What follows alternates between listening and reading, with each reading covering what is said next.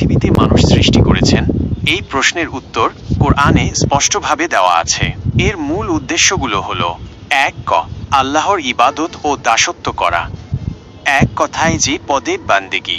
কোরআনের সবচেয়ে গুরুত্বপূর্ণ আয়াতগুলোর মধ্যে একটি হলো: আমি জিন ও মানুষকে শুধু এর জন্যই সৃষ্টি করেছি যে তারা আমার ইবাদত করবে। সূরা আয় জারিয়াত ৫১-৫৬। এই আয়াত থেকে পরিষ্কার বোঝা যায়, মানুষ সৃষ্টির প্রধান উদ্দেশ্য হলো আল্লাহর ইবাদত করা।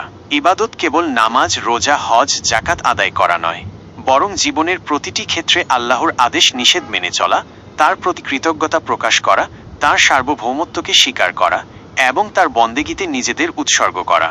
মানুষ আল্লাহর খলিফা বা প্রতিনিধি হিসেবে পৃথিবীতে পাঠানো হয়েছে, যাতে তারা আল্লাহর আইন ও বিধান অনুযায়ী জীবন পরিচালনা করে। ২. পরীক্ষা ও পর্যবেক্ষণ। আজমশ। আল্লাহ তাআলা মানুষকে পৃথিবীতে পাঠিয়েছেন এক